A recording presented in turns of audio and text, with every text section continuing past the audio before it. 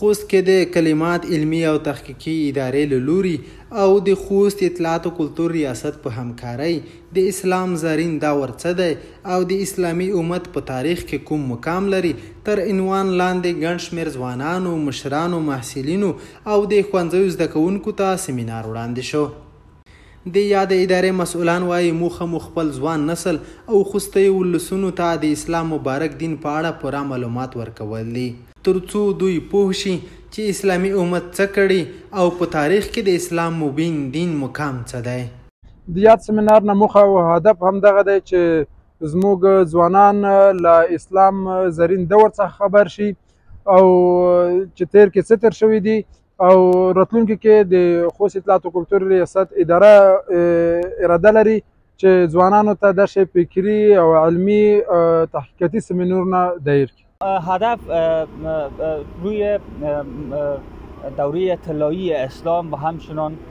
مسئله‌ای که چقدر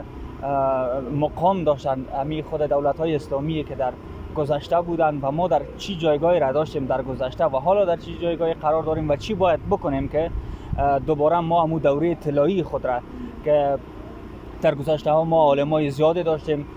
و در همه موارد و این باید شناسایی شود و این باید به جوانا گفته شود تا جوانا بیشتر کوشش بکنن، زحمت بکشن و در راه دوباره به دست آوردن همون دوره طلایی پیش برن.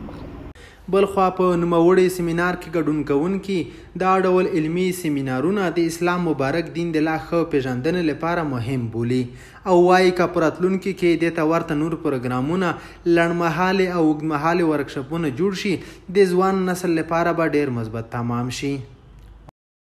دغه ډول علمي او څېړنیز برنامې د ځوانانو او د علمي قشر لپاره زیات اهم او ضروري دي. د محترمو شیخو کرامو لخوا د پوهنتون استادانو لخوا چې دلته کوم موضوعات د یوې ادارې بېلابېلو ادارو لخوا انتخابېږي وړاندې کېږي د دوی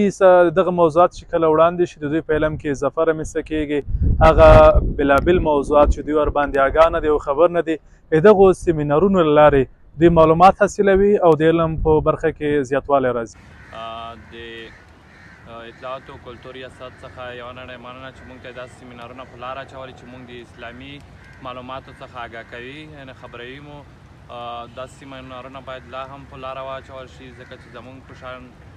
ځوانان باید وهڅول شي تر څو د اسلامي خبرو څخه یعنې حدیثو او نورو داسې معلوماتو څخه آګاه او خبر واوسي. د یادونې وړ ده چې په خوست او نورو ولایتونو کې د علمي او فرهنګي ټولنې له لوري دې ته ورته برنامې وخت پر وخت برابرېږي چې د ګډونوالو له تود هرکلي سره مخ کېږي.